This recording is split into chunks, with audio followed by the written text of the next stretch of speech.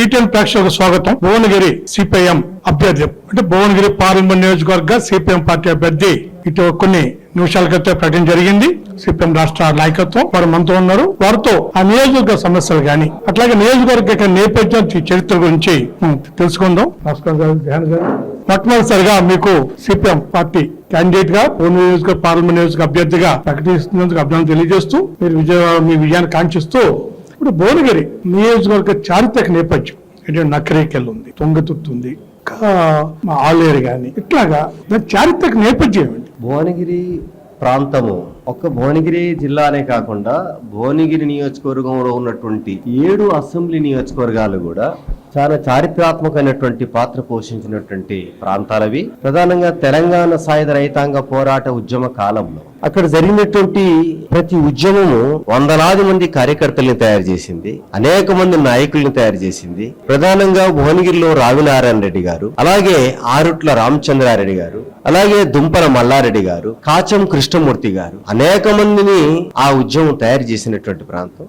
దాంతోపాటు ఏ గ్రామంకి వెళ్ళినా ఏ ప్రాంతానికి వెళ్ళినా కమ్యూనిస్టుల యొక్క త్యాగాలు, కష్టము, పోరాట ఫలితాలు అవన్నీ కూడా ఇప్పటికీ కథలుగా చెప్పుకుంటున్నటువంటి ప్రాంతము ఆ భువనగిరి ఆ పార్లమెంటరీ నియోజకవర్గ ప్రాంతం. అందుకే చారిత్రాత్మకమైనటువంటి ప్రాంతంలో అనేకమైనటువంటి ఉద్యమాలు జరిగినాయి, ఇప్పటికీ జరుగుతున్నాయి. కూలి పోరాటాలు, భూమి పోరాటాలు, అలాగే అక్కడ ఉన్నటువంటి సాగు త్రాగునీటి పోరాటాలు, విద్య వైద్యం కోసం అనేక రకాల ఉద్యమాలు జరిగినటువంటి పరిస్థితి ఉన్నాయి. ప్రధానంగా ఈ భువనగిరి పార్లమెంట్ నియోజకవర్గంలో మీ పార్టీగా సిపిఎం పార్టీగా లేదా పార్టీ క్యాండిడేట్ గా ఏ సమస్య మీరు ఫోకస్ చేయాలనుకుంటున్నారు? ఏ ఎజెండా మీరు ప్రజల ముందుకు వెళ్ళాలి తెలుసుకున్నారు? ప్రధానంగా భువనగిరి పార్లమెంటరీ ప్రాంతంలో అనేక ప్రజా సమస్యలు ఇప్పటికీ పెండింగ్ లో ఉన్నాయి. ఈ ప్రాంతంలో మౌలిక సమస్య అయినటువంటి సాగునీటి సమస్య చాలా కీలకమైనటువంటి సమస్య. ఎందుకంటే నీరుంటేనే అభివృద్ధి అవుద్ది, నీరుంటేనే ప్రజల జీవనాధారం ఆధారపడి ఉంటది. అందుకే సాగునీటి సమస్యపై ప్రధానమైనటువంటి కేంద్రీకరణ చేస్తాం.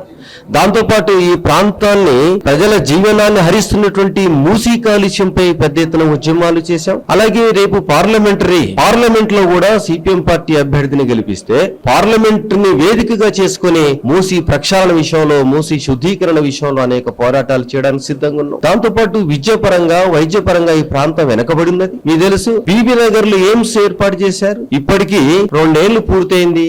ఇప్పుడు దాదాపు 41 డిపార్ట్మెంట్లు ఉంటే కేవలం 20 డిపార్ట్మెంట్లు మాత్రమే పనిచేస్తున్నాయి. 750 పడకల ఆసుపత్రి, ఎయిమ్స్ ఆసుపత్రి, కేవలం 150 పడకలు మాత్రమే ఇప్పుడు పనులు ఉన్నాయి. అందుకే డైరెక్ట్ గా కేంద్ర ప్రభుత్వమే బాధ్యత వహిస్తున్నటువంటి ఎయిమ్స్ పరిస్థితి ఈ దుస్థితిలో ఉంటే ఈ ప్రాంతం ఏం చెప్పాలి? అందుకే ఈ ప్రాంతంలో ఉన్నటువంటి ప్రతి సమస్యపై కూడా సిపిఎం పార్టీకి సంపూర్ణమైనటువంటి అవగాహన ఉన్నది. ఎందుకంటే నిరంతరం ప్రజా ఉద్యమాలు ఉన్నాం, ప్రజల్లో ఉన్నాం, ప్రజలతో మమేకమై పనిచేస్తున్నాం. కాబట్టి ఇంటి స్థలాల సమస్య కావచ్చు, ఇండ్ల సమస్య కావచ్చు, అలాగే వారికి ఉన్నటువంటి రేషన్ కార్డు కావచ్చు, వాళ్ళకు ఉన్నటువంటి ప్రతి సమస్యలో సిపిఎం పార్టీ భాగస్వామ్యమై ఉన్నది. అందుకే సంపూర్ణంగా ఈ ఉద్యమాలను చేస్తాము, ప్రజల్ని కూడా మా వెంట తీసుకెళ్తాము. ఆ రకంగా పార్లమెంటరీ పోరాటాలు చేస్తాం, పార్లమెంటేతర పోరాటాలు కూడా చేయడానికి సిపిఎం పార్టీ సన్నద్ధమవుతుందని చెప్పి తెలియజేస్తాం. మీ కుటుంబ నేపథ్యం అలాగే మీ యొక్క అంటే వ్యక్తిగత విషయాలు అంటే ఒక రాజకీయ కార్యకర్తగా కానీ ఏంటి అసలు మీ కుటుంబ నేపథ్యం కానీ మీ రాజకీయ వివరాలు కానీ? ఇప్పుడు నా వయసు 54 సంవత్సరాలు. మా నాయనగారు పార్టీ నాయకుడు, ఆ గ్రామంలో పార్టీ ఉద్యమాన్ని నిర్మించినటువంటి నాయకుడు.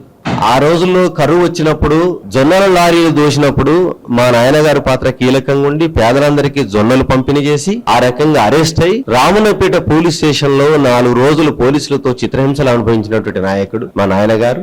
అలాగే మా అమ్మ హోటల్ నడుపుకుంటూ వచ్చినటువంటి ప్రతి నాయకుడు మా ఇంట్లోనే భోజనం చేయాలి, అందరికీ మా ఇల్లుకు ఉద్యమ కేంద్రంగా పనిచేసి మా అమ్మగారు ఉద్యమంలో అనేక కష్టాలు అనుభవించారు, మా నాయనగారు కష్టాలు అనుభవించారు. ఆ రకంగా మా కుటుంబం నేపథ్యం రాజకీయ కుటుంబం. దాంతో పాటు నేను విద్యార్థి ఉద్యమంలో పనిచేస్తూ హైదరాబాద్ భవాన్స్ న్యూ సైన్స్ కాలేజీలో ఈవినింగ్ కాలేజీ చేస్తూ ఉదయం పూట బుక్ స్టాల్ లో పనిచేస్తూ, ఎందుకంటే చాలా పేద కుటుంబంగా ఉన్నాం కాబట్టి చదవడానికి కూడా ఆర్థిక స్తోమత లేని పరిస్థితుల్లో ఉదయం పని చేయడం, సాయంత్రం కాలేజ్ చేయడం. దాంతో పాటు నేను కాకతీయ యూనివర్సిటీలో పీజీ డిస్కంటిన్యూ చేశాను. మహాత్మా గాంధీ లా కాలేజీలో కూడా లాని డిస్కంటిన్యూ ఉన్నది.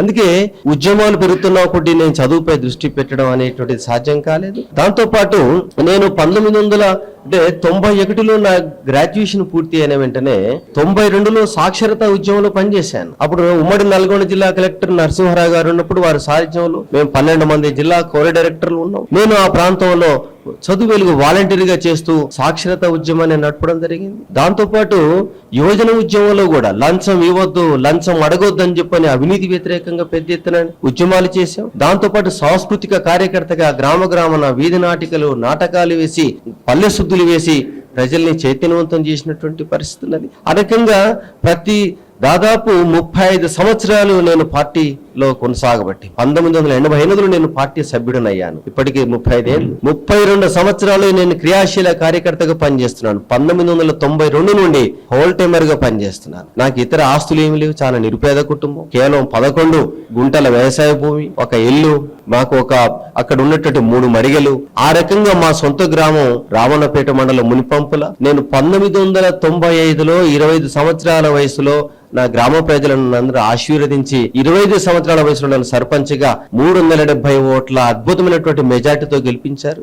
ఆ గ్రామంలో శాశ్వతమైనటువంటి పనులు కూడా నేను చేయడం జరిగింది. ఇప్పటికీ నా గ్రామ ప్రజల ఆశీర్వాదం ఉన్నది. ఆ రకంగా నిరంతరం ప్రజా ఉద్యమాల్లో ఎక్కడ పనిచేయమన్నా కూడా నేను పనిచేశాను. రావణపేటలో మునిపంపుల నుంచి రావణపేటకు వచ్చి పనిచేశాను. రావణపేట నుంచి నకరికల్కి వెళ్ళి పనిచేశాను. నకరికల్ నుంచి ఇప్పుడు భువనగిరికి వచ్చి పనిచేస్తున్నాను. పార్టీ ఎక్కడ ఆదేశిస్తే అక్కడ నేను పనిచేయడానికి సిద్ధంగా ఉన్నటువంటి పూర్తికాలం కార్యకర్తని. ఆ రకంగా పార్టీ ఇచ్చిన కార్యక్రమాలని తూచా తప్పకుండా అమలు చేస్తున్నాను. దాంతో పాటు ప్రజా ఉద్యమాలు నేను నిరంతరంగా ఉంటూ పనిచేస్తూ ఆ రకంగా స్వయంగా అనేక కేసులు కూడా నేను అనుభవించడం జరిగింది. అక్కడ ఉన్నటువంటి కొన్ని విప్లవ ప్రతిఘాత శక్తులు. నేను పార్టీ డివిజన్ సెక్రటరీ అయిన తర్వాత మా డివిజన్ కమిటీ సభ్యుడు అమరజీవి కామెడీ చెరకా జగన్నాథం గారిని కేవలం 3 రోజుల్లోనే ఒలిగొండ పట్టణ కేంద్రంలో నక్సలైట్లు వారిని తుపాకీతో కాల్చి చంపారు. ఆ రకంగా నిర్బంధాలను అధిగమించి కూడా ఉద్యమాన్ని కాపాడుకుంటూ పోతా ఉన్నాం. కాబట్టి ప్రజలందరూ కూడా ఉద్యమ నేపథ్యం ఉంది, రాజకీయ అనుభవం ఉన్నది, పోరాట అనుభవం ఉన్నది, ప్రజల్లో మమేకమైనటువంటి అవకాశాలు ఉన్నాయి. కాబట్టి ప్రజలందరూ కూడా ఆ రకంగా భువనగిరి పార్లమెంట్ ని సిపిఎం పార్టీ అభ్యర్థి అయినటువంటి నన్ను గెలిపించాల్సిందిగా ఈ సందర్భంగా విజ్ఞప్తి చేస్తున్నాను. మంత్రి వరకు భువన ఆయన కుటుంబ నేపథ్యం, రాజకీయ నేపథ్యం, ఉద్యమ నేపథ్యం, అలాగే భువనగిరి యొక్క చారిత్రక నేపథ్యాన్ని వివరించిన ఈ భువనగిరి నియోజకవర్గ పార్టీ సిపిఎం పార్లమెంటు అభ్యర్థి జహంగీర్కి అభినందనలు తెలియజేస్తూ ధన్యవాదాలు.